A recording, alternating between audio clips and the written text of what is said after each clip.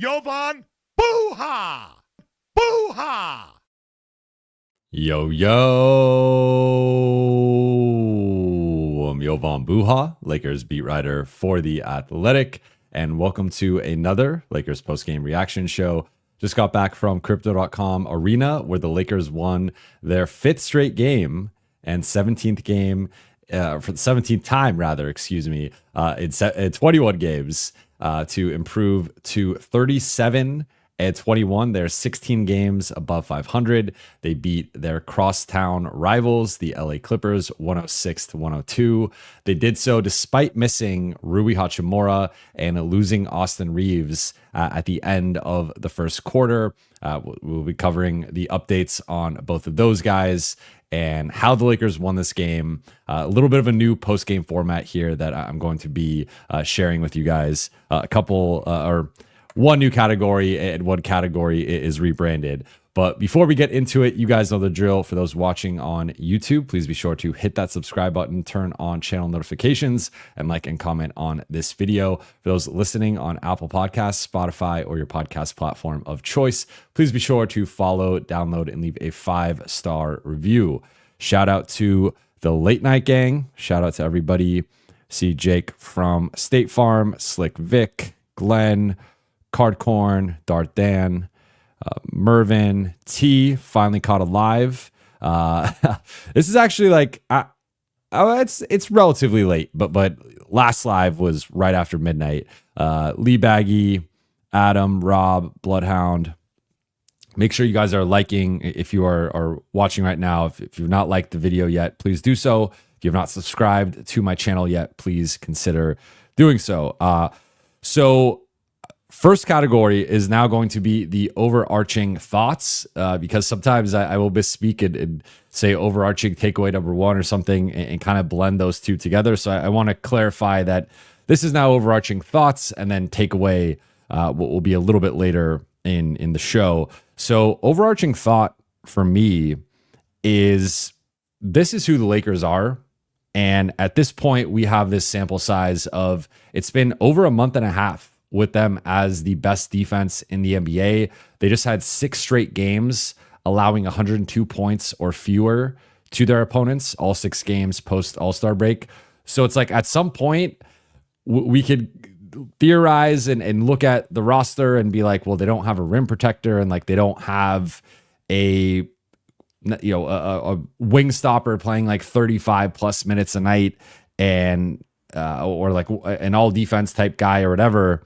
But this is just an elite defense. I think it's arguably the best defense in the NBA. At least it's gonna should be top 5. I think the rest of the way, and just the way that JJ and the coaching staff have game planned. The game plan is different every night depending on the opponent, but like the way they've been able to lock in defensively. JJ, I asked him after the game about last month and a half, you guys have been the best defense, but really these last 6 games, it's been at a different level, allowing the 102 or fewer. And he just thinks it's the commitment right now from this group to really buy into whatever the game plan is. And we've seen variations of game plans. With like the Denver game plan was much different than the Clippers game plan. And there are some similarities. There are some principles that the Lakers are carrying over game to game. But for the most part, outside of just everybody being locked in, and when there are certain guys isoing and certain guys that they're trying to take things away from, everybody shifting over, everybody being on a string and being in tune. Like at this point, it's like, I think there's no denying like how good and how great this defense can be. And that's before we even get into the offensive end, where like, yes, there have been some growing pains, a bit of an adjustment, and they have not been certainly making shots at the level that we expect from this group. But once that clicks, and I am fairly confident that is going to click at some point here soon, you're going to see a team that is dominant on both sides of the ball and top 5, arguably, on both sides of the ball. And that, again, historically is a legitimate championship contender, if not, a team right there. And I've said I view them as the 4th best team in the league right now. I'm going to continue saying that for the foreseeable future. I think Cleveland and OKC and Boston are certainly the top 3 teams in the league. They've been the top 3 teams in the league all season. So I think it's going to take a lot for the Lakers, in my opinion, to like jump one of those 3, at least how I view it. But they are right there, getting close to that group, depending on health and how things continue to trend. But like, they are right there, and I think, in my opinion, are above anybody else that you want to throw in that mix. So I think that the Lakers, again, 5 straight, they've won 17 of 21.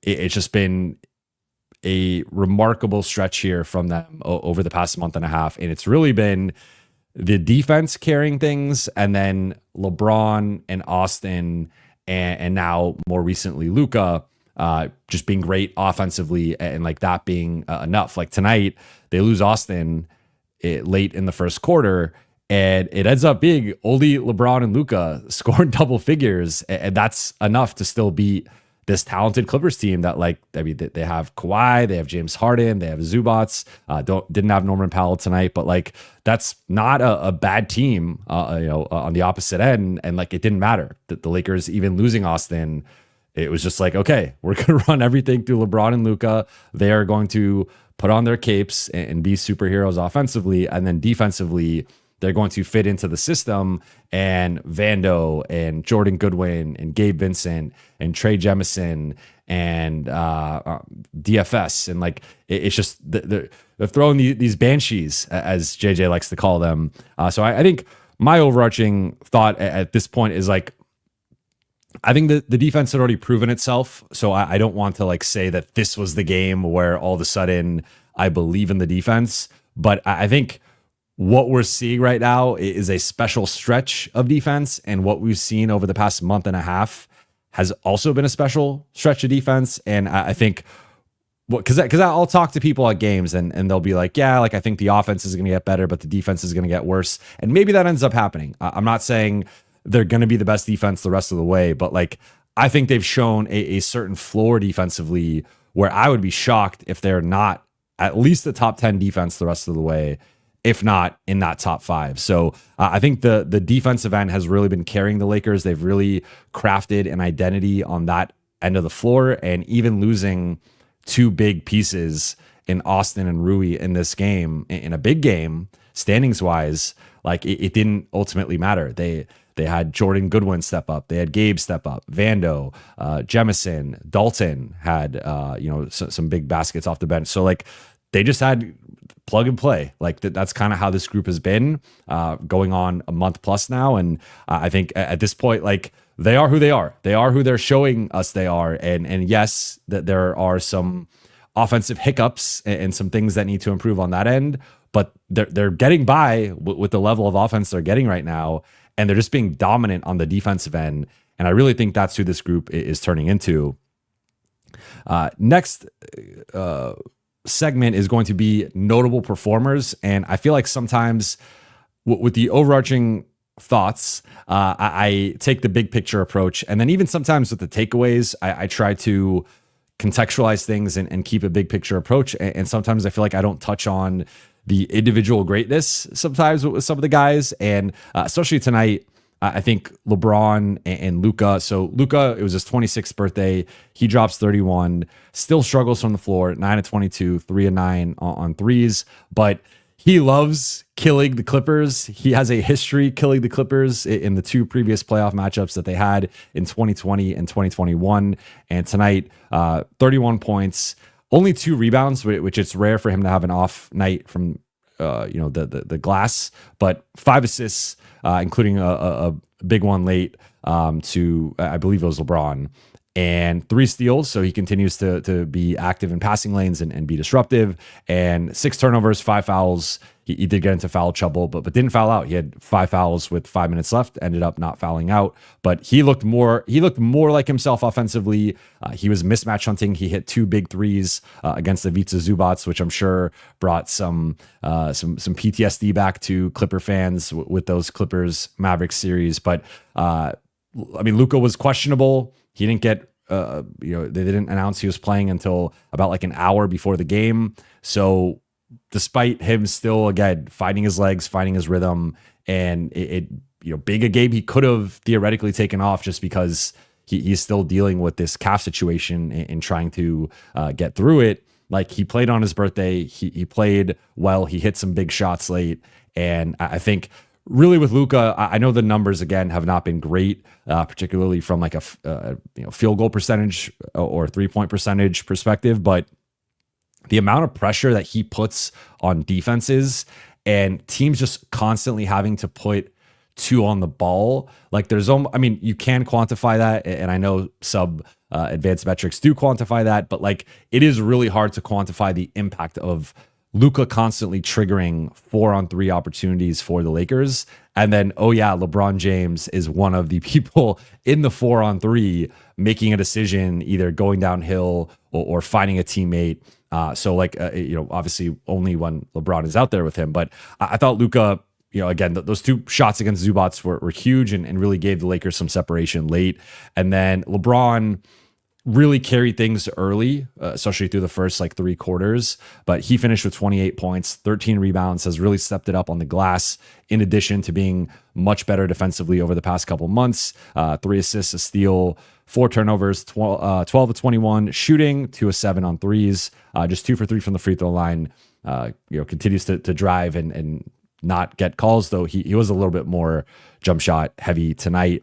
And then no one else offensively, because no one else scored double figures. But I do think Vando, Lakers were plus 20 in his 14 minutes. Trey Jemison played his season high with the Lakers, 22 minutes. He was awesome off the bench. The Lakers were plus 19 in his 22 minutes. Gabe had that huge steal for a layup late in the fourth and had 4 steals overall. He played some big minutes down the stretch. Jordan Goodwin, JJ implied he would have closed likely over Gabe, except he rolled his ankle late. And JJ said it's not supposed to be serious, but Jordan Goodwin, 6 points, 3 steals, 5 rebounds. He just is a Swiss Army knife out there at like shooting guard who can help bring the ball up and initiate offense. He can screen for LeBron and Luka, operate out of the short roll. He can cut. He can spot up. He's a good offensive rebounder. He's a good multi-positional defender. So like, Jordan Goodwin just continues to be awesome in his two-way role. And then Dalton Connect, they dusted the cobwebs off of him. He plays 18 minutes and scores 8 points, which is his most points in a game since February 12th. So going on over 2 weeks, like I thought he contributed well. Like, defensively, it is what it is. Like, teams are going to target him and there's a limitation there. But I think overall, he certainly made an impact tonight. So I think, if you'll notice, I just shouted out 5 bench guys, and I think that the bench was huge tonight. Outside of course, LeBron and Luka carrying things, I thought the bench really made a significant impact. Stat of the night for me is going to be 14 steals, and 9 of those steals came from the bench. But that 14 steal mark is the second highest on the season for the Lakers. Their season high is 15. But I thought, like, the Clippers had 17 turnovers. And so by just some quick math, 14 of those turnovers were because of Lakers steals. And I thought the Lakers really did a nice job of loading up against Kawhi, against James Harden, and forcing those guys into some tough shots, some tough decisions. And the Lakers had, looking at it now, 25 points off of the Clippers' 18 turnovers. So, or I guess they had 18 overall, not 17. I guess they had a team turnover. But 25 points off of that is a lot. That was a big factor here for the Lakers. They didn't shoot the ball as well as they have in general, though, again, they have been in a bit of a shooting slump as a team. They didn't get to the free throw line as much, and they lost the rebounding battle. The Clippers won it by 5, had 5 more offensive rebounds. But the Lakers made a difference there with the turnovers and the points off of turnovers. So I think that, to me, what was the most important stat of the night. So takeaway number 1 is going to be the injury updates, because there's a lot to touch on here. So we find out that after the game, JJ shares that Rui is dealing with left patella tendinopathy in his left knee, and that he's going to be out for at least a week. He'll be reevaluated in a week, but any Laker fan that has paid attention to the Lakers injury updates, like, reevaluated or reassessed in a week, that can mean a lot of things. And so I don't want to jump to conclusions with Rui of how long he's going to be out, but having essentially tendonitis in his knee and having dealt with, like the initial diagnosis was a knee strain.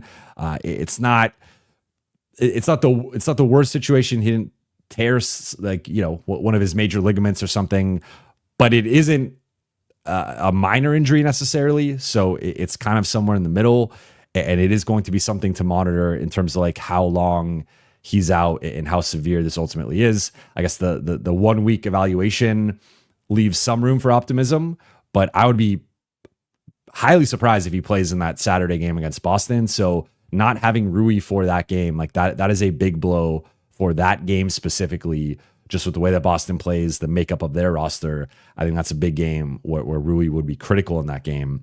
And then Austin Reaves, so he leaves late in the first quarter and goes straight to the locker room. I didn't even notice it at first, like none of us did on press row, but eventually we see his agents walk over and go to the locker room. And that was when it was like, okay, the antennas are up, and he gets ruled out with right calf soreness. I've been told that it is a right calf strain and that there's going to be an MRI in the morning, and that will determine the severity of it. However, JJ did say post-game that it was more of a precautionary thing, and that's why they kept Austin out. So we'll see ultimately like how serious it is and the extent of it.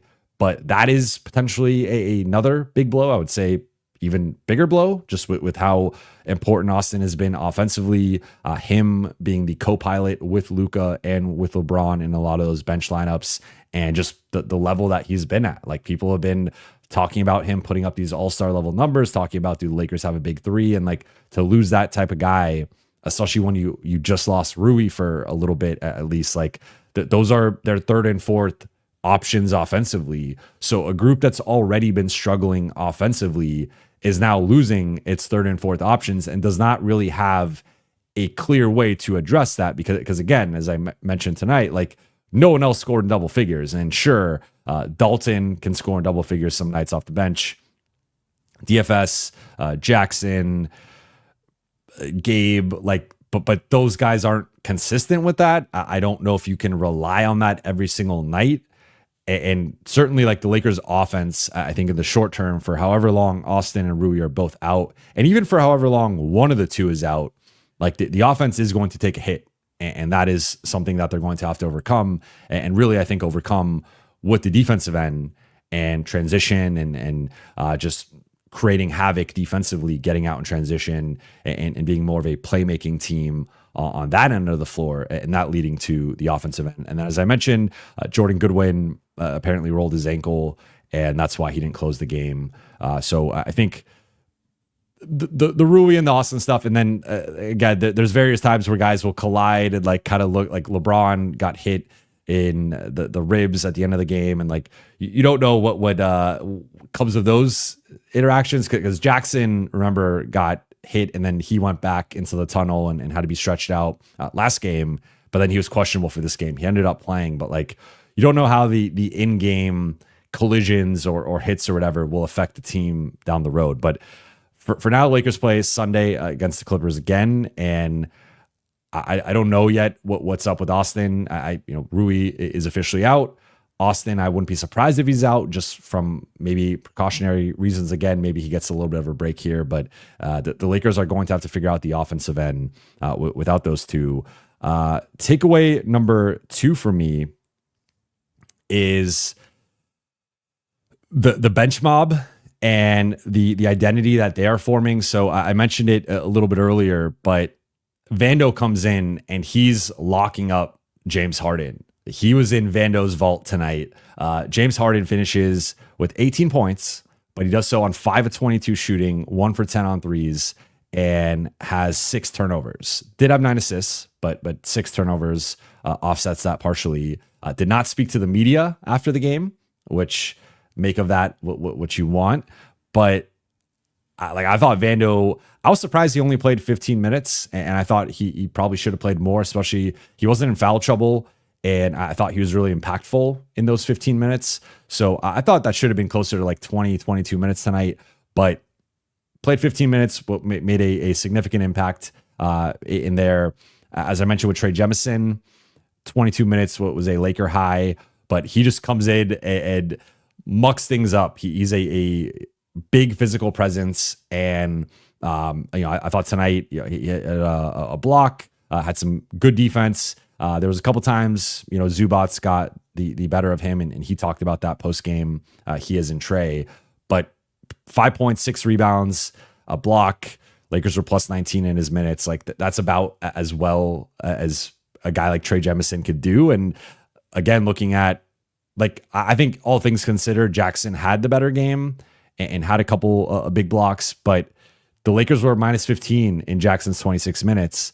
They were plus 19 in Trey Jemison's minutes. That +4 difference. They did not play small ball tonight. Without Rui, they did not play small. They went fully Jackson or Jemison in at the 5. And part of that was the Zubats dilemma. But Jemison, the Lakers won by 4 in part because they won the Jemison minutes and not because of the Jackson minutes. Then I mentioned with Gabe, I didn't think he had the best game outside of the steals, but he did. That steal at the end was huge. And again, I think I was kind of confused why Goodwin didn't close over him. But then once we got the clarity post game that Goodwin rolled his ankle and that's why he didn't close, then it made more sense of okay, if Austin's out and Goodwin is out, then yeah, close with Gabe. But I thought Goodwin had outplayed him and should have gotten the nod. And it sounds like he would have if he were available. But Gabe gave a little bit of a bounce back performance offensively. And I think overall he did play better. I think between the two, I think Goodwin has been more impactful lately. And then Goodwin, as I mentioned, the 3 steals, the 5 rebounds, the 6 points, and this group, Trey Jemison, I'm sure some of you saw me tweet it out on X, but he had a quote that asked about kind of the bench group and just those guys having a certain level of tenacity and dog and them being kind of confrontational and physical. And he was if you want to come take this win from us, you have to fight us, literally fight us. And hearing that from Trey Jemison, who is one of the most physically imposing dudes in the league, he is made out of stone. We've seen it now multiple times where there'll be a little mini altercation or something on the court, and Jemison steps in and guys shrivel up in front of him. They're I'm not messing with that dude. So just him having that mentality, but Vando having that mentality, DFS typically coming off the bench having that mentality, Gabe, Goodwin, these guys are setting a certain tone off the bench. And JJ's talked about wanting a bunch of banshees, and they have a bunch of banshees. And this bench mob, remember a term from the Kobe Powell days, it feels like that they've really stumbled onto something here with offensively, sure, they are relatively hit or miss, but defensively, they're always setting a tone, and putting those types of guys around LeBron and Luka, I think just really unlocks this team's two-way potential. And then takeaway number 3 is going to be Doncic, which is I guess the nickname for Luka and LeBron. I'm sure someone will come up with a better one. But tonight, as I mentioned, carried the offense. 59 points on 21 of 43 shooting, but between the two, 5 of 16 on threes, 12 of 14 on free throws, and they were it was basically mismatch hunting for both of them. LeBron really picked on Bogdanovic, also really picked on Amir Coffey, but even Zubats a bit. Really, he picked on everybody, but those were Coffey and Bogdanovic were the two guys. Also, some Nicholas Batum, and then Luka. It was some of those guys as well, but it was really he loves the Zubats matchup and just bringing Zubats up, and sometimes they would kind of disguise it where there would be one screen as kind of a decoy to sort of bring up another defender. And then once that guy was up, that guy would go back, and then they'd bring up whoever Zubats was guarding and sort of try to throw the Clippers defense off. So I thought, again, not the most efficient night from Luka, but 11 free throws. Like he has really done a good job of getting downhill. And because of his unique pace, he just gets a guy on his hip and he does a little quick pump fake, and guys feel like they can block him for whatever reason. They bite, he gets the contact, and he gets to the free throw line. So again, even if he's not necessarily having the most efficient games by his standards, like 31 points, 10 of 11 free throw shooting, I think you take that more often than not. And then LeBron just makes so many big plays, and like he really has just such a great sense of the moment, where like sometimes the game will kind of be teetering. The in this case, the Clippers would go on a run or something, and then LeBron would get downhill, get a layup. He'd hit a jumper, he'd hit a three, or he'd get downhill, driving kick opportunity for like, you just create a big play. So I think LeBron throughout this whole stretch, like I think he's been playing at a back end of the ballot MVP level. I think he's been playing at a first team All NBA level. And I think he really has had a great sense of like, when should I assert myself? When should I take a step back? And what does the game need? What does the game call for? And like, he just has that innate basketball IQ and just sense of the moment that I think so few players have had throughout NBA history. And I think it's really been a weapon for the Lakers. Like as they're kind of clawing to score, it's sort of like LeBron is picking his spots in a very effective way. And when he wants to ratchet it up and ramp it up, he can do that. And we saw that tonight, and we've really seen that throughout this stretch. But that'll do it for me for the 3 takeaways from tonight's show. Let's jump into the Q&A. First super chat from Lee Baggy. Thank you for the super chat. We got a 40-year-old fifth in MVP standings. Yeah, it's wild. And that's where, like, again, people like LeBron is maybe the most polarizing player in NBA history because for some people he's the GOAT. For some people it'll always be he's not Jordan. For some people they're hanging on to the decision or him going to different teams, or like, it's just everybody has an opinion about LeBron. But one thing that is objective that you could not deny is we have never seen a player be this great, this deep into their career. And for him to be fifth for a lot of people right now in MVP, and I'm sure there's some people, like, you could make a case for him as high as 4, I think. I think getting up to 3 right now is probably a little high. But if he continues this, he can certainly play his way into the number 3 spot. I think Shea and Jokic, like, those are probably going to be the top 2, and it's just going to be a matter of like how OKC and Denver finish the season. Can those 2 guys stay healthy and meet the game requirement, etc.? But like, I think those 2 guys are probably have the top 2 spots on lock. But there's no reason why LeBron can't get that number 3 spot. And to be talking about that for a guy in year 22, age 40. It's just absurd. And another feather in his cap. And at this point, he looks like a peacock because he has so many feathers in that cap. Like, it's crazy. Brian Rhymes, thank you for the super chat. Jovan, it feels like 2020. You know, it is starting to feel that way. Like, it's obviously a different type of team, right? Like, that team was more so built on size, and like, this team has size on the perimeter, and like, all their wings are big.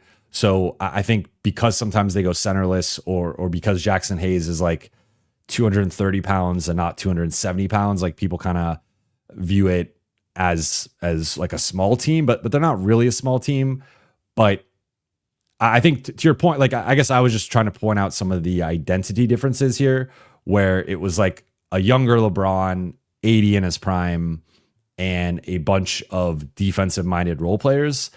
This is now LeBron still somehow like stretching his prime out. Like, obviously on the back end of his career, just from like a time perspective of he's made it clear he's not going to play like that much longer. But you have Luka, who's not even yet in his prime. And then you have a bunch of defensive-minded role players. Then you also have Austin, who's like, as the number 3 guy, better than any of the number 3 options on that 2020 team. So yeah, I mean, it is starting to feel that way. I would say like the 2020 team was more dominant, obviously, from start to finish. And I think some of their metrics overall were better, but they hung their hat on the defensive end. They were a defense first group, and that's what this group has been for a month and a half now. And we'll see ultimately where they go in the next 6 weeks. There's 6 weeks till the playoffs, but they're the hottest team in the NBA right now. They have been the best team arguably in the NBA for the past month and a half, or at worst top three. Like that's where they've clearly been in the top three over the past month and a half, and they are building toward being a legitimate championship contender. So I think from a feeling perspective, I certainly understand what you're saying. I don't like there are some circumstances where this group made a big shift at the midseason point. That group really relied on continuity for the most part, and Avery Bradley didn't play in the bubble and whatnot, but like they were a group that was able to stay relatively healthy and build something special. And I think this group is doing it in a little bit of a different way, but there are certainly some parallels. And again, and even if you want to go down to like I would say Boston and OKC and Cleveland, I would probably put a little bit higher in my opinion than like the Clippers and the Bucks at that point compared to like the top of the league. Like I think the top of the league is a little bit deeper this year than it was in 2020, but I'm just kind of riffing here in terms of like how I view the two situations, but I certainly see what you're saying, and like they are kind of starting to have that like dominant, everything is kind of going in their favor. Now, I am interested to see like how the Rui and Austin injuries potentially impact this, because that's like the one thing that can always derail a team is just injuries to some of your best players. And unfortunately, the Lakers are now a bit banged up. But yeah, I mean, I would say this is certainly the best position they're going to be in terms of competing and contending for a title since 2020. Because even the 2021 team, as a 7 seed, like they were well positioned to beat the Suns and go on a run, but it is much harder to do that, not having home court advantage in basically any of the rounds. Whereas the Lakers are looking at a group that should have home court at least in round 1, if not maybe round 2. And that puts you in a different, I think it's just a more realistic path to going to the conference finals, potentially winning a championship. Johnny Dewar, thank you for the super chat. Surprised we haven't really been seeing LeBron, Luka pick and rolls. Any word on Goodwin's contract getting upgraded? I'm with you, and I'm kind of surprised we haven't seen more LeBron, Luka pick and rolls. I think it's probably getting to the point of being worth asking JJ about. So that is a question that's on my radar. One thing that Luka said tonight that he's trying to improve on is he talked about trying to improve off the ball. So I wonder if there's just an element of him not yet fully feeling comfortable within the offense and like his potential, I guess, role as the role man if LeBron is the primary guy. But yeah, I mean, I think I would like to see more of that for sure. Cause I think honestly, similar to the LeBron AD pick and roll, I don't know if you could run it enough. And like, I think it should be, or should have a heavier dose within the Lakers offense. And right now it's basically non-existent. In terms of Goodwin's contract, no real updates, but the one thing I've consistently said is that for the Lakers, because of the two-way status, they just save every day he's on a two-way contract, not 2-day contract. Every day he's on a two-way contract and not a official roster player, they are saving money. And I know the fan base doesn't care about that necessarily, but like just from a prudent perspective and operating perspective, like it does make more sense to keep him on a two-way contract for as long as possible.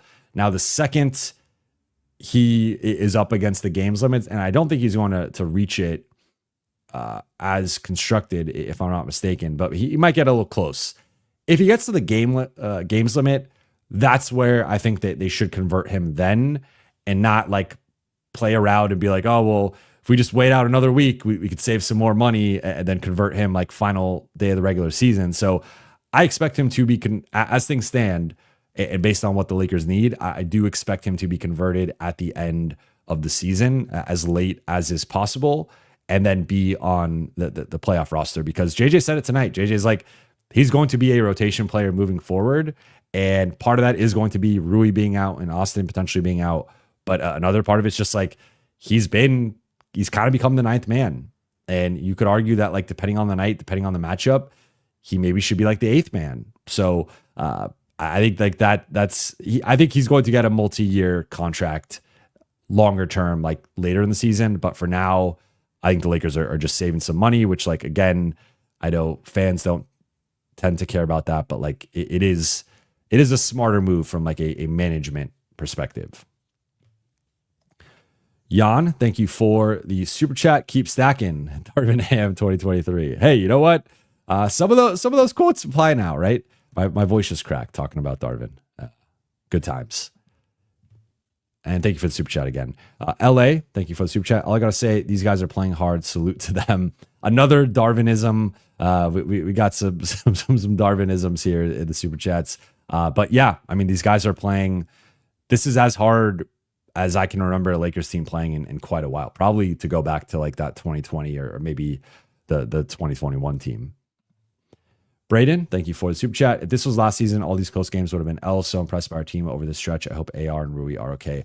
I think you're hitting on a really key point here where I think the Lakers they've cleared a hurdle where it's like, to your point, really the last few seasons, I would say, like, I mean, the last Vogel year, it's kind of hard to take much from that. So I would say like the 2 Darvin years, it did feel like they lost.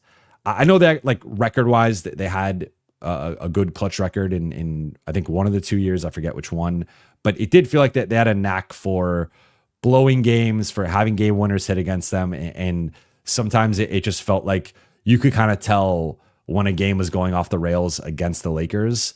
And the Charlotte game was kind of like that. So I don't think that, like, that's just partly basketball and just the momentum of a game and the rhythm of a game. Like, that stuff happens. But it has felt like now when the Lakers are in a close game, I'm far more confident that they're going to find a way to win the game and that JJ and the coaching staff are going to problem solve it. LeBron's going to make big plays. Luka's going to make big plays. Austin's going to make big plays. Rui's going to make big plays. Like, they have the group to just figure it out on the fly. And they have the collective basketball IQ and connectivity and just willpower to figure it out. And I think that's been one of the most encouraging things about this stretch is like they've just really figured out how to play together. And it feels like that they're just all on the same page. And that's something that's really hard to build, and especially to build it in such a short amount of time, because yes, like part of this group has been together for a while, but guys have been injured. That a couple of these guys are two-way guys. That they made a couple trades. Like, there's been a lot of moving parts within the rotation. And going back, like when I went back and watched the first Denver game from late November, it was like you had 80 and Cam in the starting lineup. No Jackson, he was injured. Max Christie was coming in off the bench. Like, that was a much different team in terms of rotation, identity, playing style on both sides of the ball. Like, they've just undergone all these changes and then really stabilized over like the past 6-7 weeks or so. So I think them winning as many close games as they has been encouraging. And I think Austin and Rui are going to be 2 big factors in terms of like how that continues over this upcoming stretch. But I think we won't be able to answer that until we have more clarity.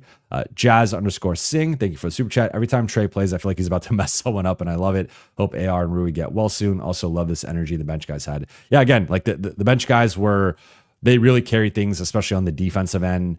And Trey you remember there was a game a few games ago where he picks up a flagrant foul 12 seconds into the game, and it was just like he's just causing he's wreaking havoc out there in like a positive way. And again, like like he's kind of been the Lakers wanted that big physical center. It was not Alex Len. JJ was asked about Alex Len, and he said it was going to be dependent on Jackson getting in foul trouble.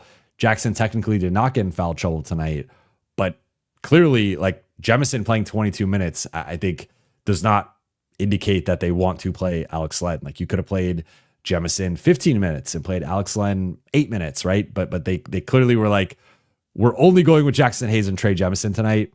And I think honestly, like I've gone back and forth with my rankings. I still on the whole of the season, I still would put Christian Koloko ahead of Trey Jemison, in my opinion, of like how they've looked and how much he's contributed. But obviously it's been shifting recently into Trey being ahead of Christian, and the coaching staff seems to trust him more. And like, I think if it comes down to like one of those two or Alex Len, I would still take one of those two. So I think like that's a no-brainer in my opinion. So that's also something to monitor. Is like, I would assume Cam gets cut, Jordan Goodwin gets added, but does Alex Len potentially get cut at the end of the season, and then they add Trey Jemison or Koloko? But either one, again, I think is an upgrade. Mitch Potter, thank you for the super chat. Stats for a 40-year-old LeBron in year 22 on a back-to-back in February. 2 days, 2 games, 61 points, 30 rebounds, 9 assists, 2 steals, 1 block. Again, absurd. This is not normal. And I'm glad JJ has been saying that recently, of just like, this is not normal. This is not supposed to be happening. But yeah, I mean, again, 61 points, 30 rebounds, 9 assists, 2 steals, 1 block. Incredible. Just incredible. Jazz_Sing again. Don't think Timberwolves will be able to keep both Reed and Nah. Maybe Braun takes a pay cut so Lakers can sign Nah for like a 4-year MLE plus a bit more deal. I think so. Anytime I've been asked about the LeBron pay cut, I'm operating under the assumption that he will do it, or he will consider it for specific players, kind of similar to last season. Now, where that bar is, like you had James Harden and DeMar DeRozan and Klay Thompson, and then you had Jonas Valanciunas. So I don't like Nah and Reed are obviously much better than Valanciunas. So in theory, like those guys should be ahead of Valanciunas if like, or at least meet the criteria of what LeBron is willing to take a pay cut for.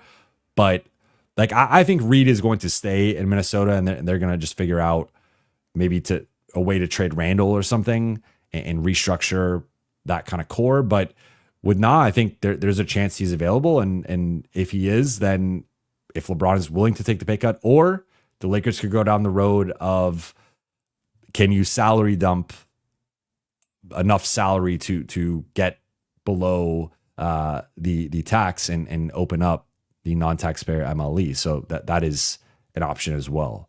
So we'll see, but I think he is someone that would fit well. And now the one thing is like, I guess like, if you have Luka, you have Austin, and you have Gabe, I guess, is he just like the backup shooting guard? I guess that's where he slots in. Like, you're also going to have Goodwin, and he's better than Goodwin. And I think he's actually better than Gabe too. But I wonder if like maybe you try to reroute Gabe, and that's part of the way you create that salary, I guess is my point. Lakers Showtime T, thank you for the super chat. Thoughts on One Piece collab tonight? I got a shirt. To be completely honest, I'm not super familiar with One Piece, but I did become more familiar with it tonight, and I thought it was a cool collab. And I unfortunately did not get a shirt. Someone stole my shirt. Maybe it was you, Lakers Showtime. No, I'm kidding. But someone stole my shirt, which is unfortunate. Like, whenever there's a giveaway, we get it. They put it on our seats as well, and typically people are cool and don't take the stuff, but someone took it. So I guess that shows you how hot of a collab it was, is that people had to come to my seat and take my shirt. But yeah, I think it was cool. And I think that the Lakers expanding their collaborations has been something cool to see, since, especially like from when I first started covering them to where things are at now. But to be honest, I was not super familiar with One Piece until tonight. Ricky Burt, thank you for the super chat. You need 2 good/great bigs to really give LA issues. Like, I could see Cavs being more of a problem than Boston for the Lakers. That's a good point.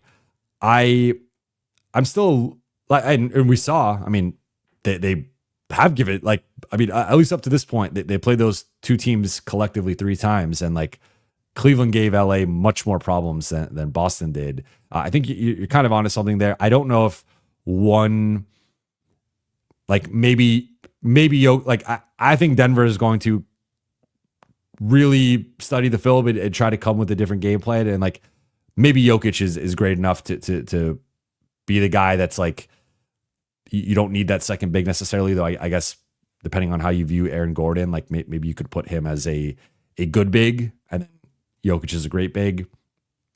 But I'm with you. I think like one guy probably isn't enough to really give the Lakers problems. Two guys is maybe enough, and that's where like Memphis is interesting with Edey and Jackson, or Clark and Jackson. Though Clark, I don't know if I'd put quite, and even Edey, I don't know if I'd put quite at the good level. They're just, Edey is just huge, right? So then Houston has some size on the interior, but yeah, I think it more has to be, I think, a team like overwhelming them rather than just having like one threat. And even with like Boston, like Porzingis is awesome, but they're not like physically imposing in that way in the front court. That's much more of a perimeter battle. So I'm largely with you there. Shabugan, thank you for the super chat. Is tomorrow the last day to weigh people and allow them to be playoff eligible? Is Len's contract guaranteed? On to the second question first. Len's contract is guaranteed. And then for the first question, tomorrow is the last day to waive someone and them be playoff eligible. So typically, just as like a courtesy, if you are planning on waiving someone later, like it would be nice to waive them tomorrow. So maybe Cam or Len or both gets waived tomorrow. I have not heard anything on that front, but it's certainly possible. But I think it typically it's either like to do them a favor or because or to do them a favor because they have an offer from another team. I don't like, maybe the Pacers are still want Len, or maybe there's another team that's interested in Cam.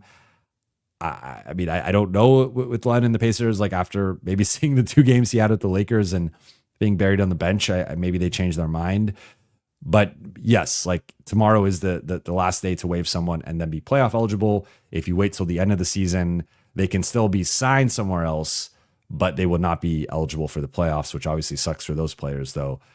Sometimes those guys end up like, maybe a lottery team wants to take a chance on Cam, and obviously he's not going to be in the playoffs in that case anyway. So it kind of depends on that. But as a courtesy, as a favor, as a hat tip, like that, it's a nice gesture from a team, but it's not always a guarantee.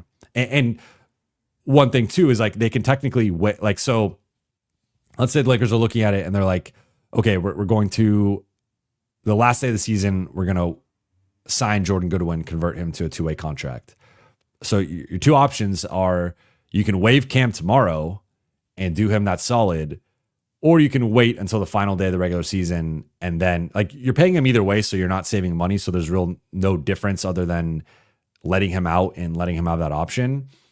But they could also just waive him, still wait out the next month and a half with 14 players instead of 15, and then convert Goodwin at the end at like the last second. So that's a couple of the paths they could go down. But yeah, tomorrow's is the last day for a player to be waived and be playoff eligible, which is also relevant for the Lakers in terms of if there's a player that they want, they would have from another team, they would have to become available tomorrow. So that like, I would assume there's going to be at least a couple guys that get waived tomorrow, just league wide.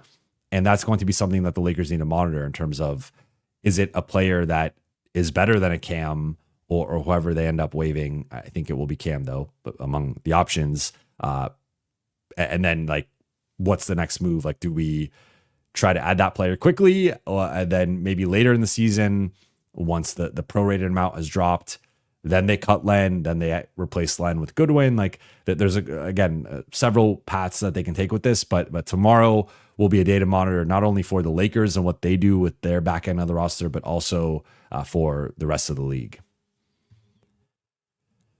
Samir Dude, thank you for the super chat. Any update on how long AR and Rui will be out? Also, how do you think Luka is coming along? So I mentioned a little bit earlier, Rui's out at least a week and will be reevaluated. I would assume he's going to be out probably like I would say maybe 2 weeks. Week and a half, 2 weeks is probably on the conservative side, but I don't have an official timetable yet. With AR, it's unclear. I did say that I heard it's a calf strain and that he is having an MRI in the morning.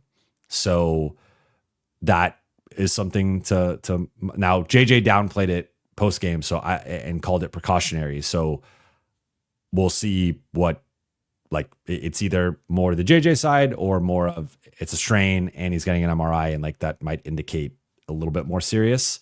So won't have an update on AR until at least the morning. And I think Luka's coming along fine. Like I think he's fit in defensively, which I think was actually my like biggest concern, was just like, can the defense maintain with Luka on the floor? And he did do it in Dallas, but like we saw in the finals and at parts of the playoff run, like he was a guy that teams would target. And there were some nights where he struggled offensively, where it's like he was kind of struggling on both sides of the ball, or at least not being efficient offensively and then struggling defensively. But I think he's largely like yes, the Charlotte game, and there's been some stretches where teams have really targeted him and he hasn't been as effective. But I think overall he's fit in fine with the defense. He's been a good defensive rebounder. He's been a good at being a defensive playmaker in terms of steals and being a good helper in that sense. So I think he's coming along fine on the defensive end. Offensively, it's a work in progress. But again, but we're talking about a guy dropping 31 and we're like, hey, he didn't have that good of a night. Like it was whatever. Like that's a sign of greatness, right? So I think, again, I continue to preach patience with Luka. He's going to be fine. Shabugan, thank you for the super chat. If they waive Cam and Shake, is there enough under the second apron to convert Goodwin and Jemison? Jemison's energy was huge tonight. Yes, there is. So this is all super complicated. And like the funny thing is, like, I did not become an NBA reporter to have to like learn the CBA to this extent. And I feel like I've understood the past two CBAs at like pretty high levels of like 80%, 85%. And of course, there's going to be like contingencies and all these little, there's all these little details and rules and stuff that are like really complicated that you almost need to be like a lawyer to be able to understand. But this one has become much more complicated. But with your question, so right now with the gap between the first apron and second apron, the Lakers could waive, and Eric Pincus has made this point, like they could waive the entire roster. They still have to pay them all, but you could technically waive as many players as you want. I mean, technically you got to have 13 roster players, which is like the league minimum. And it might even be 14 now. Again, that's kind of another thing with the CBA, but technically they could waive both guys. However, as things stand, they could only add one currently to stay under the second apron. And then later in the season, they could add a second one, and they could probably even add a third one. And because at that point, I think it's like, it's really like a measly amount of money in terms of like NBA money and how much it counts against the cap like later in the season. So they could add, I mean, they could add all three two-way guys and waive Cam and Shake and Len and add all three. I don't think that's going to happen. And I've made this point before. Shake has 2 more years of non-guaranteed salary, which could be valuable for an off-season trade as a guy that you could just throw in and a team can waive and not have to pay him. So that is a valuable contract in a potential trade. So I think they're going to keep Shake as a trade chip. And then Markieff Morris is the other one who Luka and LeBron both love him. He was a part of the 2020 title. He was a part of the 2024 Dallas finals run. Those guys, like, he's a leader in the locker room already. His locker is right next to LeBron's. He's a guy who has a certain standing. Like, he's kind of the Udonis Haslem of the team, and I don't see him being waived. So to me, really the only question is like, is it Cam and Len, or is it just Cam? Like, that's kind of how I'm viewing it. I think to your question, like, I would say if I were running the team, I would waive Cam and Len, and I would convert Goodwin. I would probably convert Koloko, but I am coming more around to the Jemison. Like, his energy was huge tonight. I think to me, he's more of a matchup based player where, like, I'll say this. I thought his shift against the Clippers small ball unit, in my opinion, was not as good as his shift against, like, with Zubats out there. I thought, like, to me, he plays better against another big, and he could still make an impact without another big out there. But I just think, like, you want his physicality to be useful in that sense of, like, him guarding another big rather than him trying to kind of find his spacing against like a perimeter guy. So I think he's a bit matchup based, but that's fine. And he's played well, and he played really well tonight. So I'm not trying to undersell that. I don't know what's happened with Koloko lately, where I know the games is a factor, but it's not quite, they're not at the limit yet or even close to it.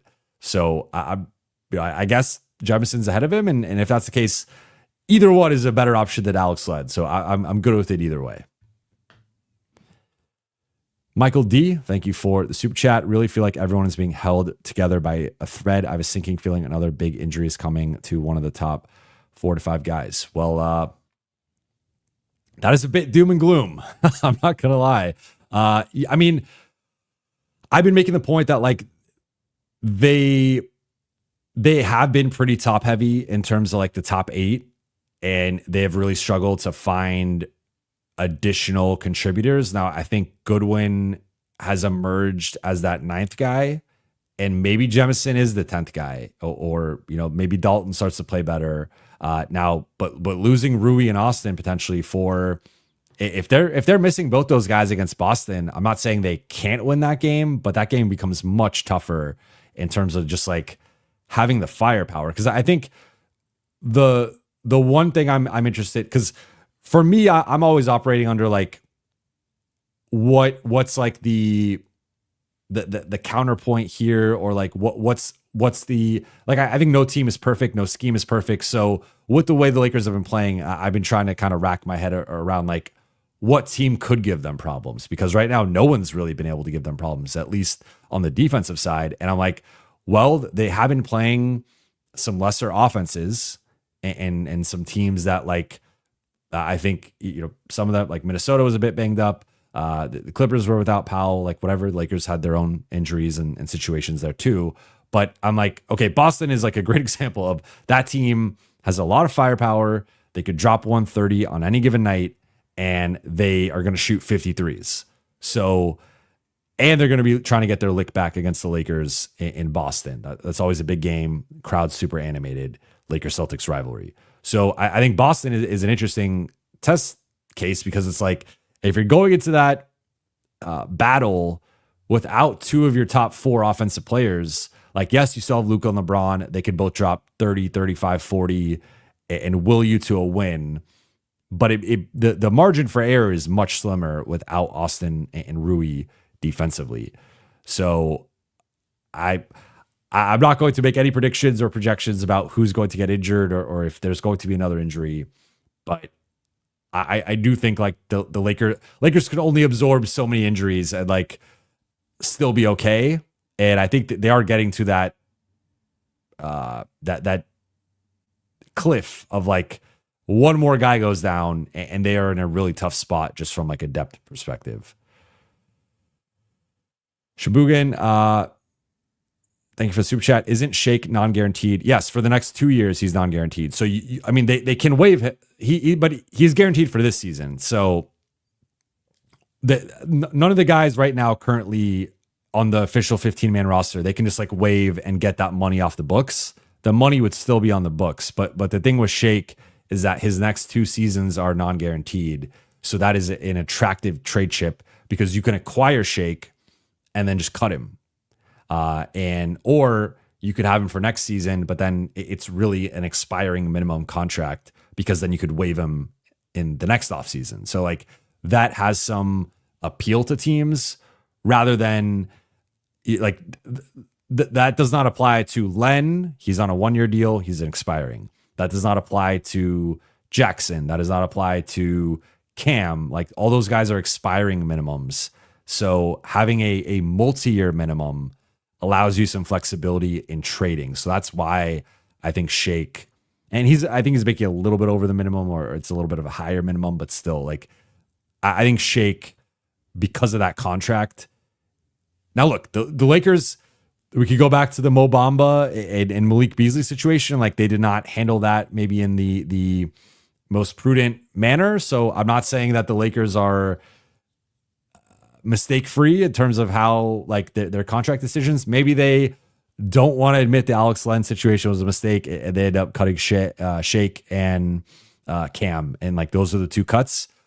But between Shake and Len, I think Shake's better, just straight up, but also the multi-year minimum contract is an attractive trade chip. So I would prioritize the multi-year non-guaranteed contract is an attractive trade chip that I try to keep. Diving into the chat here. F says Shake is the new JHS contract. I guess that's a way to look at it. David Parks, any news on Kleba's injury progress? I've heard that there is some optimism he could be that a return before the end of the regular season is possible, but no update in terms of like when exactly that would be. And like technically his timeline is 2 weeks before, like the current timeline is 2 weeks before the regular season ends. So like that would like, even if he's just on that timeline, that would like be in line with that. But just that it seems to be, he's progressing well and that he's like on schedule, if not a little bit ahead of schedule, and could be back before the end of the regular season, which now it's officially March 1st. So I guess like with it, like potentially, I guess within like the end of the month or early April, but that could be a sneaky big addition. The Protractor 0, y'all reckon we can win 52 games this season, 15-9 to finish the season? Yeah, I think the Lakers. I mean, it's tough because Austin. I do think Austin and Rui are two big losses if those guys are out for a week or even a couple weeks. But looking at it, home Clippers, home Pelicans, home Knicks, at Boston, at Brooklyn, at Milwaukee, at Denver, home. Like, can they go 15-9? I think so. I mean, it is a pretty tough schedule. Like once you get into, you got the Milwaukee, Denver back-to-back, Phoenix, San Antonio back-to-back, Denver, Milwaukee back-to-back, Chicago. Then you go back on the road, Orlando, Indiana, Chicago, Memphis. Then back home, Houston, Golden State, New Orleans. Then at OKC twice, at Dallas for the big Luka return game. Home Houston, at Portland. So like there aren't many easy games. I would say even at Portland with the way Portland's been playing. Now at that point, they're probably tanking. So that should be an easy win. But like the two New Orleans games at home, at Chicago, home versus Chicago, at Brooklyn, that's kind of it. All the other games are like, even Phoenix and San Antonio are not like cakewalks necessarily. Like they should win those games, but they're not like. And then you got Golden State's much better now. Milwaukee, Denver back-to-back is a tough back-to-back. Houston, OKC, Memphis, like they got a really tough schedule. So I guess 15-9 is like possible, but I at this point, I think they've been playing so well that I'm not going to assume, like I'm feeling a level of optimism where I'm not just going to assume they're going to lose. But the back-to-backs are ridiculous. I mean, they have 6 games in 8 days. Like they have 3 consecutive back-to-backs. That is like LeBron posted about it on his Instagram. Like that is crazy to have that stretch of schedule.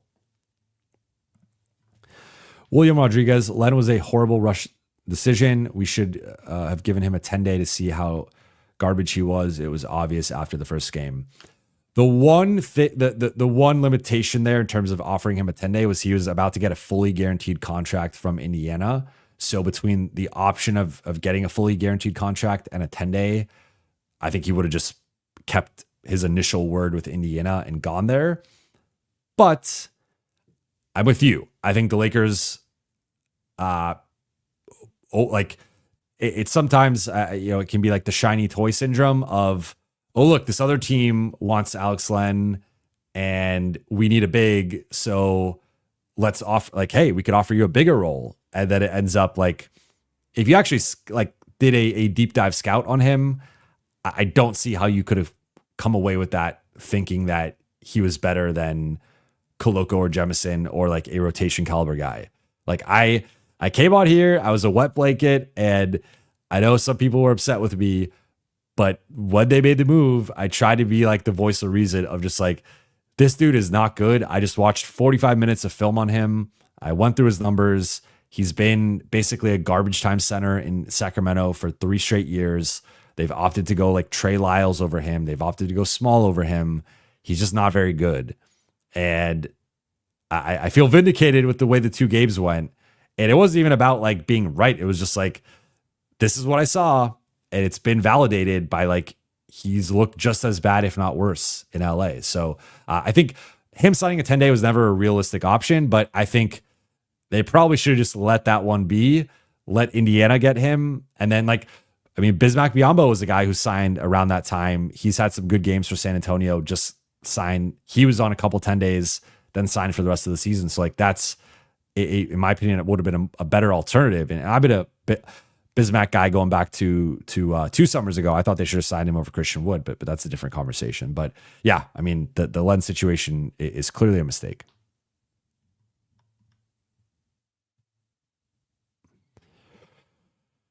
Is it Shy Guy? Jovan, do you see the Lakers upgrading Jordan Goodwin's contract? Yes. As things stand, I do expect them at the end of the season. User says Kwame Brown better than Alex Len. Yeah. I don't know about this version of Kwame Brown currently, but yes.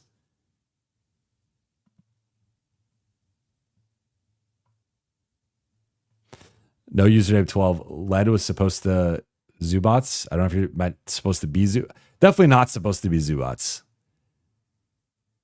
But I think you're like maybe stop Zubats. I don't know. JCU, should we target Larry Nance in the offseason for the right contract? Like definitely as a minimum guy, I would consider him maybe at most as like a taxpayer MLE guy, depending on what other moves the Lakers do. But I wouldn't pay him more than that. And I don't even think he's going to have much of a market more than that. But I would really like him as a minimum guy. I think anything more, it really kind of depends on. There's always an opportunity cost anytime you sign a player to an above minimum contract. So it just depends on like, what are the needs of the roster? Who else is out there? Because think about it, you could sign a Larry Nance to, let's say a taxpayer MLE, and let's say like 2-year, 11 million, something like that. But then a Gary Trent slips through the cracks, or a Ty Jones slips through the cracks, and like Tyus Jones, and you could have an opportunity to get like a minimum guy that's even like better. And those guys aren't necessarily the best examples because they don't necessarily fit with like the Lakers' identity currently. But just like sometimes guys slip through the cracks in free agency, and a lot of times guys are like, I view myself as a taxpayer MLE or a non-taxpayer MLE guy, and they will try to hold out for that contract. And then if that contract doesn't come, they're kind of screwed, and they kind of got to take a minimum contract. So I think you got to be careful not to like rush your decisions in free agency. I think that's just like a general thing that the Lakers can learn from and other teams can learn from. But I do like Larry Nance. And again, as a minimum guy, I love him. As like a taxpayer MLE guy, I like him. And I think it just kind of comes down to his value and the rest of the market.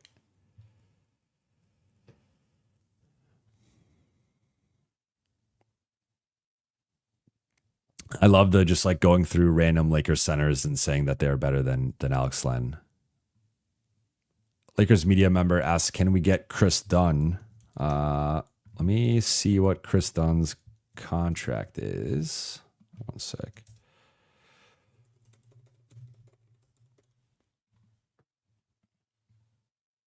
He signed to the Clippers for 2 more years. He's on a taxpayer MLE contract. He's making 5.4 next year, 5.7.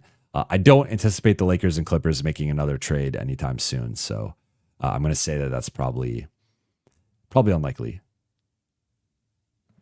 Wow. This is a deep philosophical question from Patrick Brannon. Thank you for the super chat. Do you believe in free will, or do you believe everything is predetermined?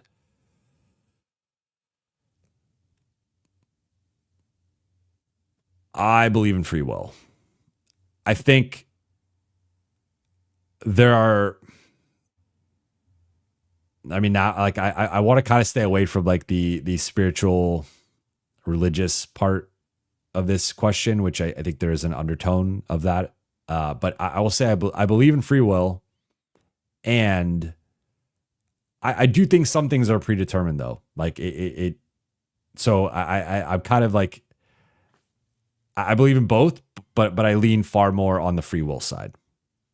But let me know what you guys think in the chat.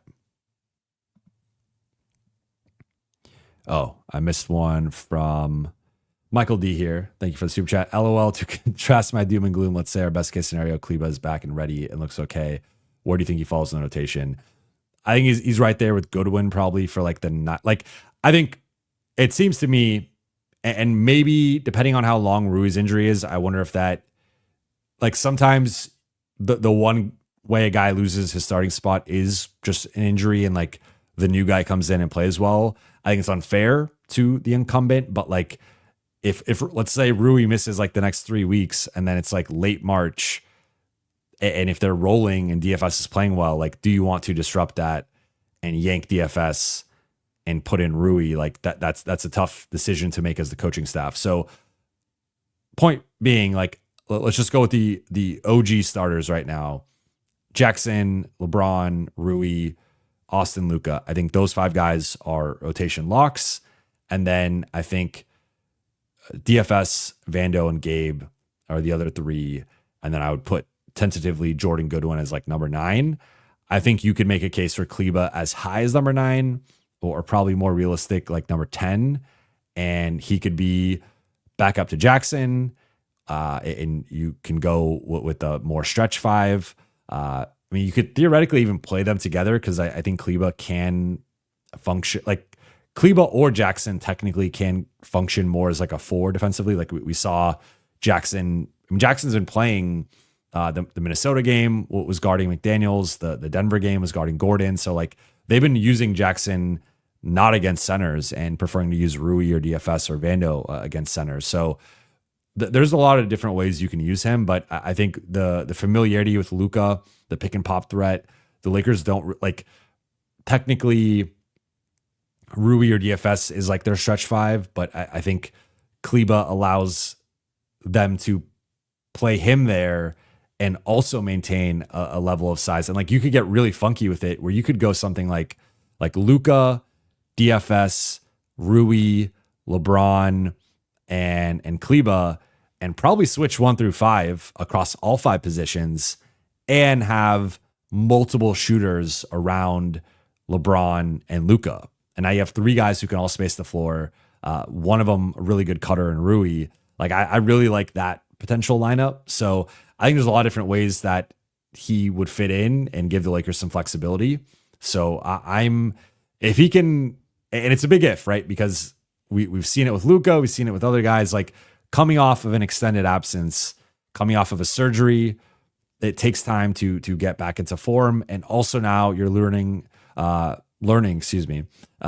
new team, new system, all that stuff. So I think it helps for him to be around and for him to like he can learn the playbook and all that stuff like from the sideline, but actually applying it and getting that experience, I think that's a different thing. So I would tentatively slot him in as like player 9.5, I guess.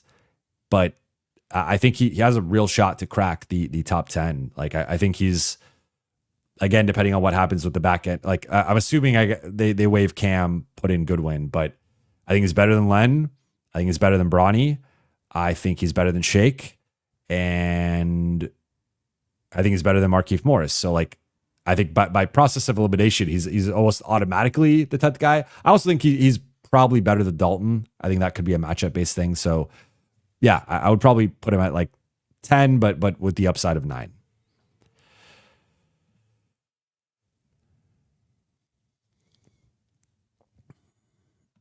Puppy Chow 302 says Dalton was doing well tonight, but JJ still benched him. I think it's just the defense. And like Dalton's best defense is still much worse than Gabe or Goodwin defensively. And JJ's been leaning toward the defensive end. Rob Earth says, hi, Jovan, could you please tell us about Luka's workout routine? Is he working hard to get into better shape? Yeah, I mean, I don't have like great insight into it, but I know obviously that he was in Cabo over the All-Star break, and he was working out every day, working out on the court for 2 hours, and then also getting in lifts.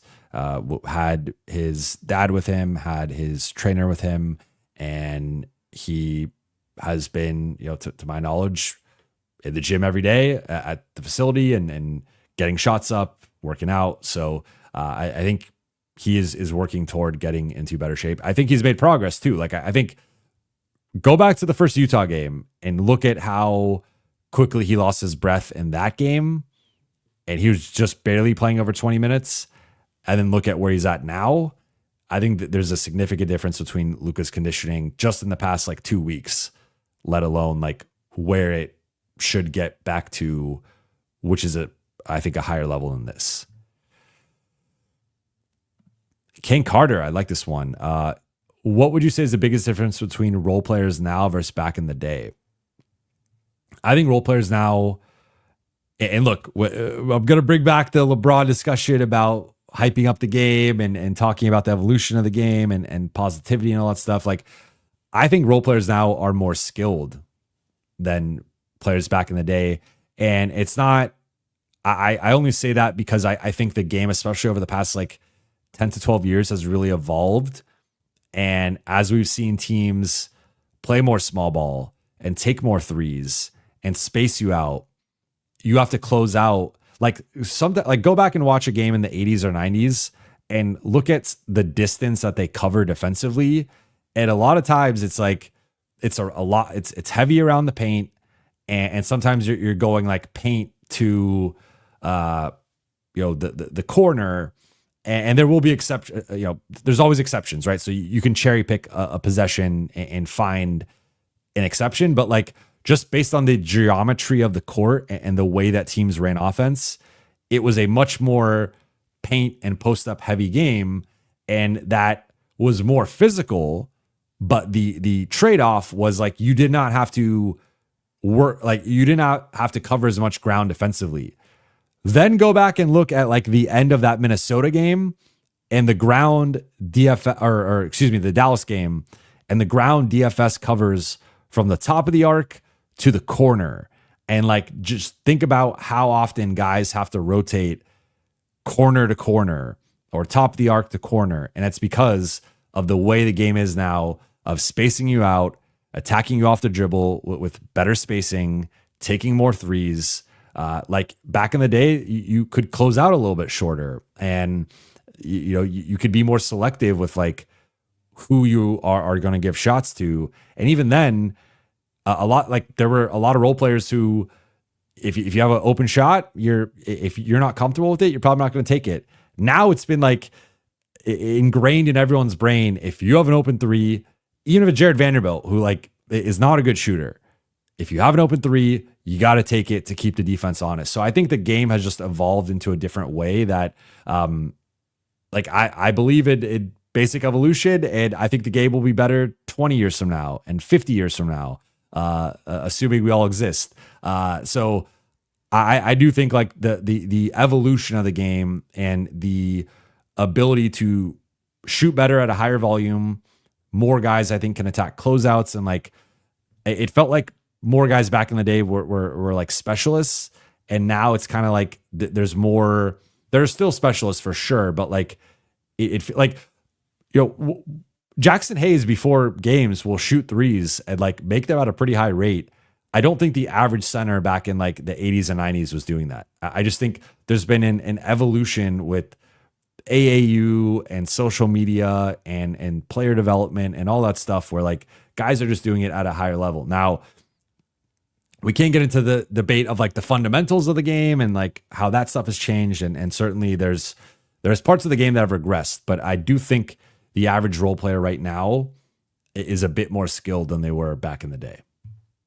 Like I'll say this, like think about how many like teams had like three overweight centers to battle Shaq, and those guys were like basically like offensive linemen and just in the league to try to like fight Shaq on the post. Teams don't have that. Like the average backup player for as bad as they might be in like the current game, still has a certain. It's hard to not have a certain level of skill right now and be in the NBA. That's I guess my point. Like very few guys are just there because of their physical, or even a Trey Jemison. Like we've seen the physical, like the skill with some of his hook shots, and like he's a really smart defender. And I think he does a really good job with the angle. Like, so there's also like the pick and roll. Guys in the 90s didn't have to deal with Steph Curry. Guys now, like you have to deal with Steph Curry. You have to figure out like, how am I going to play this pick and roll? You can't just play drop coverage all the time. So I think it's different. Puppy Chow 302, what's your ideal playoff roadmap for the Lakers if you could pick the matchups? So I would say Lakers got the 2 seed. So I'm going to quickly look at the standings and pick the 7 matchup. I'll say this because I'll throw in my own like ulterior motives. I would say that 2-7 Lakers Clippers, then 3-6 or then second round 2-3 Lakers Nuggets, and then conference finals Lakers Thunder, and then finals Lakers Celtics. So I think that would be the because so first round I don't have to travel, I get to stay in LA, but also it's like Lakers and Clippers have been circling each other for over a decade now, have nearly played each other, have been really close to playing each other in the playoffs like multiple times. It's like, finally, let's just have the Lakers-Clippers series, and I do think the Lakers would win that series. Second round, they get the rematch they've been waiting for. They get their lick back against the Nuggets. They beat the Nuggets.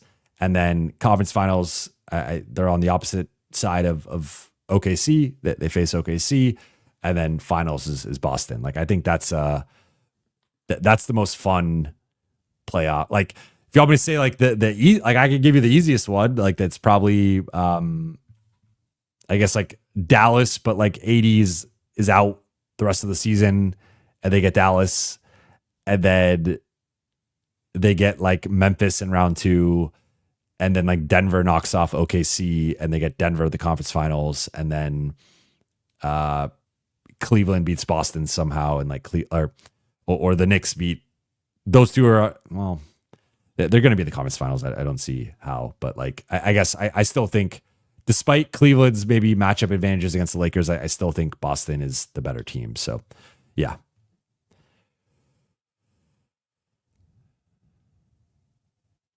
No username 12. Jovan, post games are so late. I appreciate you. I appreciate that. Mr. Matsuda, Jovan's playoff based on his travel. Look, man, it's part of the job. It's arguably the toughest part of the job. But like, I mean, I also think it'd be fun to have because look, like let's go through the alternatives quickly. Golden State, like that would be another fun one. But I think Golden State's better than the Clippers. I think that would be a tougher first round matchup for the Lakers, especially with like, I think they're 7-1 now with Jimmy and Steph. Dallas, if healthy, is a unique challenge with Kyrie, AD, Gafford, and Lively. That's a big front line. I like we were talking earlier in the show about a team needing at least 2 bigs to be able to bother the Lakers. Like I think that would probably qualify. Minnesota is an interesting one with Ant, and I think the Lakers could attack Gobert and Randall, but like, and then it's Sacramento, Phoenix. I just think those 2 teams are not going to make the 7-8. So among those options, I think there are plenty of good choices, but I think Lakers Clippers, like, why not just have the I mean, it's no longer the hallway series. It would be like the inner city series or intercity series, whatever. And then I think second and third round, like Denver and OKC they're not my like top choices of where I want to go. I would much prefer to go to San Francisco or Dallas, but I think Denver and OKC would be 2 very fun playoff series. Then you play Boston. So I think that's the most ideal path.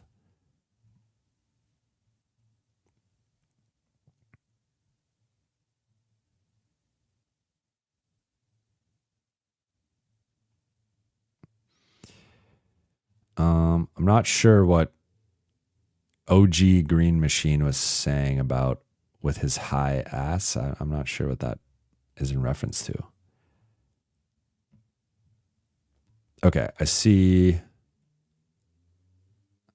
Britain. Jovan, what would be your 10-man rotation if you could choose any player from any Lakers championship team? You're saying like any 10 Lakers ever, or adding a Laker role player to like this team and then making a 10-man rotation with that? I would like some more clarity on this one. Kane Carter, Jovan, in your opinion, why are the Suns so bad in spite of the talent on their roster? Also, why do you think Brad Beal is adamant about his clause? Well, I get like, if you're one of the two guys in the league who has a no trade clause, it's Brad Beal and LeBron. Like, I don't like he negotiated that. He earned that. I don't fault him for not wanting to be traded somewhere else. There's just been something, man. I'm not quite sure. I don't want to open up a can of worms, but like it does kind of feel like, I don't know.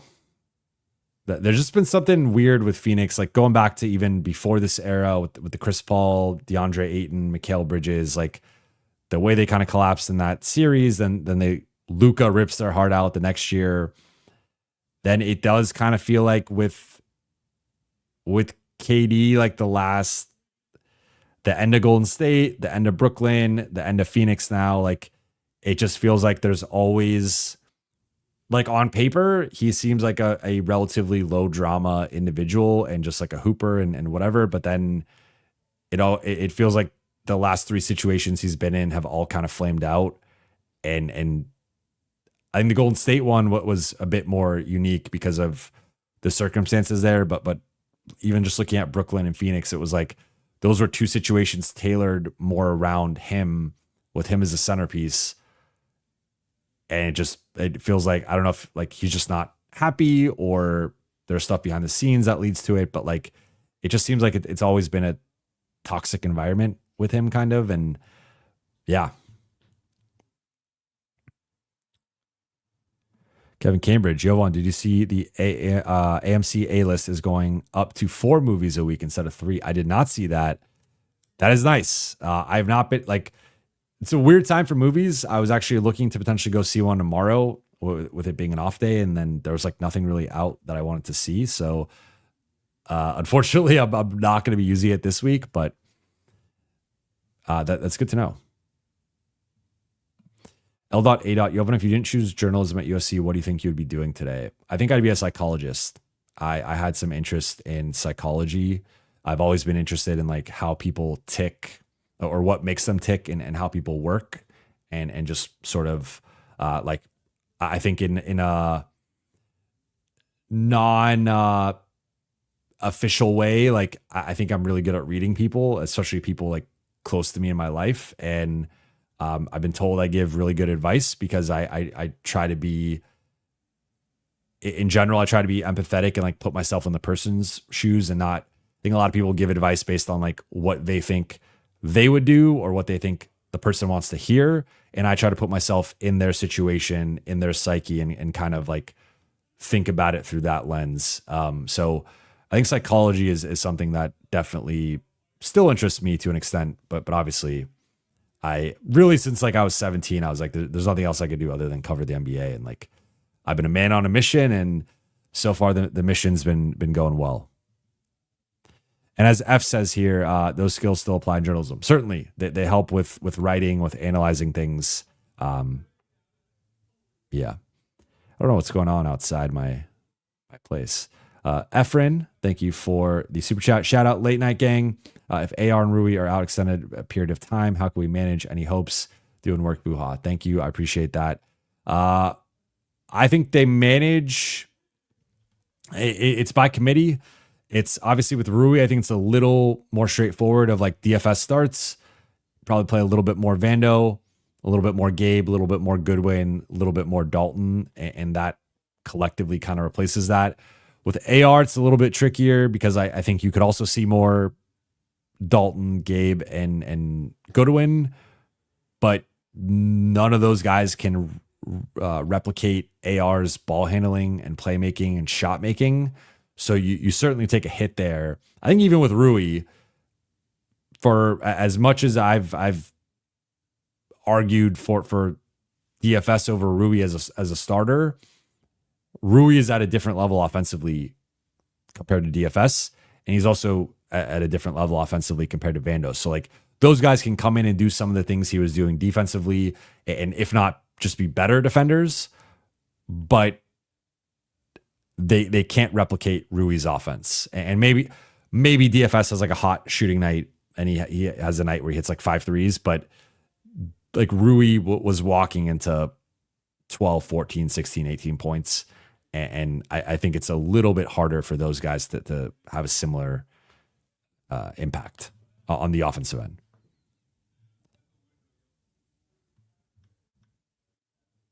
Jackson, I don't see a super chat, but I appreciate, or I don't see a question, but I appreciate the super chat.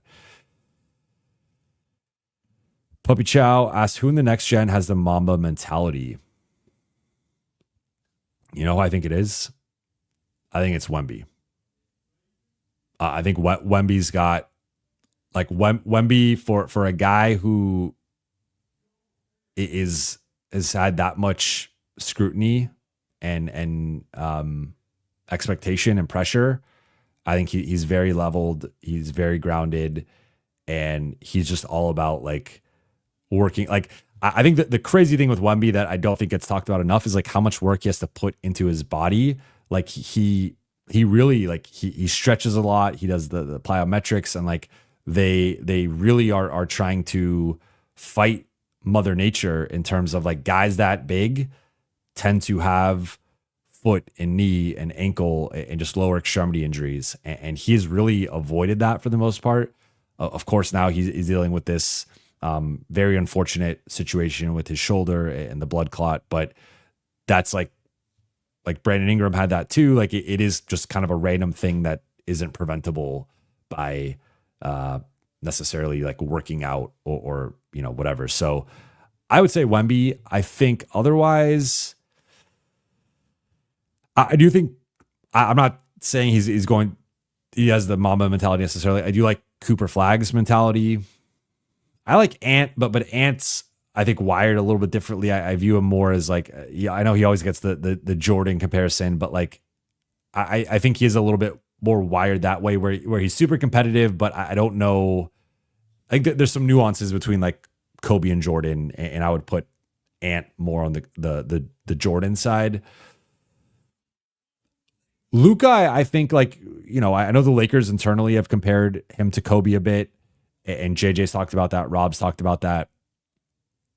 I think, of course, like the conditioning and shape stuff, whatever, like that is not at the Kobe level, but I think that there is like he's got the killer instinct and like the joy in like ripping your heart out that I don't think a lot of people have. And I think Kobe was one of the people that had that. So I think there are shades of Kobe and Kobe's influence with Luka. Otherwise, I probably have to think about it more, but those are the guys off the top of my head. Mr. Matsuda says Shea. I don't think Shea's wired exactly that way, but I don't know. He's a hard worker, so I guess I don't know. Maybe Shea. I think there's like I'm not. And look, I don't want to go like full sports TV psychoanalyst. Like I don't quite know where the killer instinct is with Shea. To be honest, I think we will get a better sense of that this postseason. And you know, but I think I see it a little bit. It's a little bit more external with some of those other guys. But Shea, to his credit, went from a guy who people thought was going to be good to a guy who's like rewritten the ceiling of is probably going to win MVP. So, I mean, you don't just win MVP by accident. Adam Habib says, are you worried about shooting slump post-injury for Rui, given how long he'll be out? There's always that element, but I think I want to know how long he's out before I kind of overreact to that. I think King Malik is SGA. No, he'd be cooler on the court. Like that's he's kind of got that, like he's got a more chill personality. And to be clear, like I think Wemby does. I guess like no one is quite Kobe crazy in that like Mamba mentality way, right? I think Ant has shades of it. I think Luka has shades of it. I think Wemby reminds me of Kobe in that like I just feel like he's like super committed to the craft and also LeBron.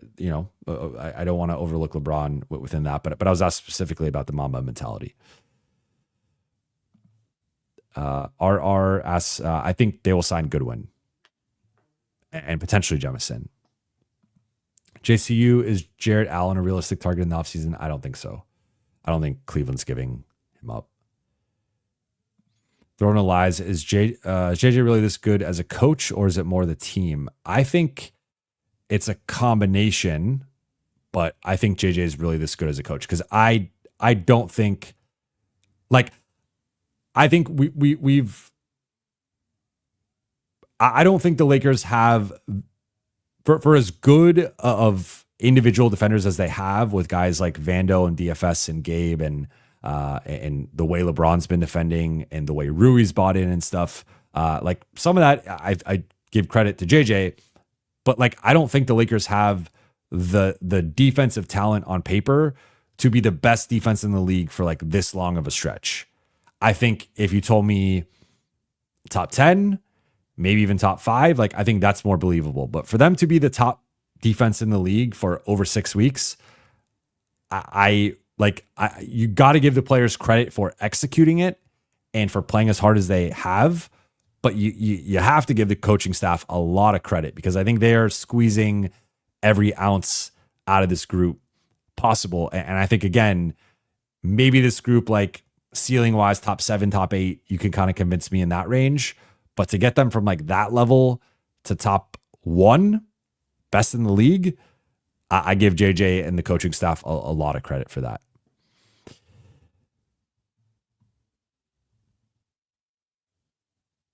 I'm seeing Austin versus Derek White. That's a tough one. That is a tough one. I want to look at. I always like looking at the players' numbers before I make a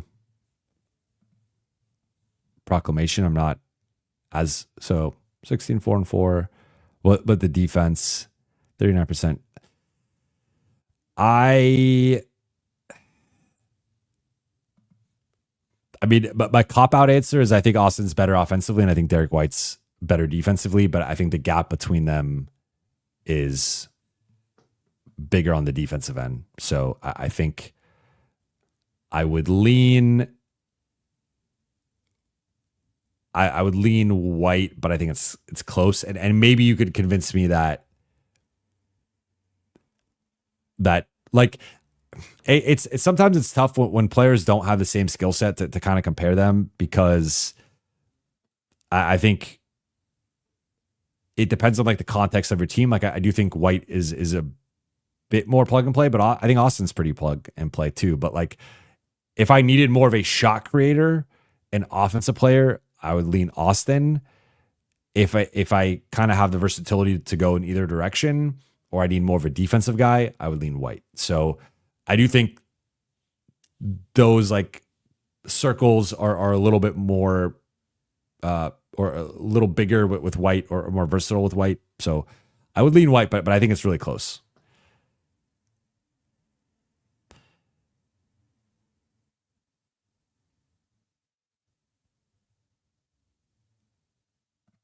Michael K asks, is Austin a future Olympic gold medalist? Potentially. I mean, they loved him on that 2023 team, so I could see him on 2028. All right, I think L.A. Jovan Chalamet or Brody for Best Actor Sunday. I love me some Pat Riley for those who watched Winning Time. However, I'm going to roll with Chalamet. I'm going to roll with the young guy, and Also a huge NBA fan, and I'm gonna rock with that. But David Parks says JJ is a top 15 coach in the league right now. I would even say he's a top 10 coach in the league right now, to be completely honest. But I'm going to wrap here. I went a little bit over per usual, but you guys know how I roll. But I'm going to get some sleep.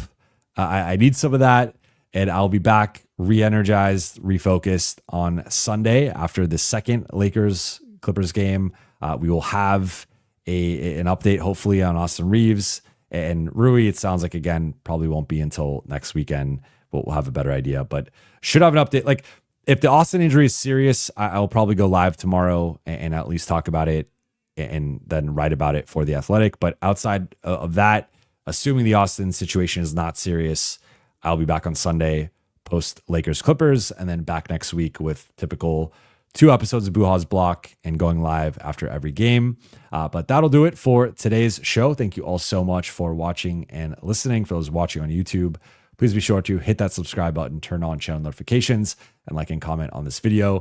For those listening on Apple Podcasts, Spotify, or your podcast platform of choice, please be sure to follow, download, and leave a 5-star review. Again, I'll be back Sunday night, most likely or I will be back Sunday night, but most likely that will be the next time after Lakers Clippers. Shout out to the late night gang. Shout out to all the emojis I'm seeing in here from Justine Severo. Good night, good morning, good afternoon, wherever you are in the world. I appreciate you watching, listening, supporting. And again, for those on YouTube, please be sure to like this video if you've not done so. Drop a comment if you have a question, and please consider subscribing if you have not done so yet. But shout out to the late night gang. I appreciate you all, and I'll talk to you all very soon.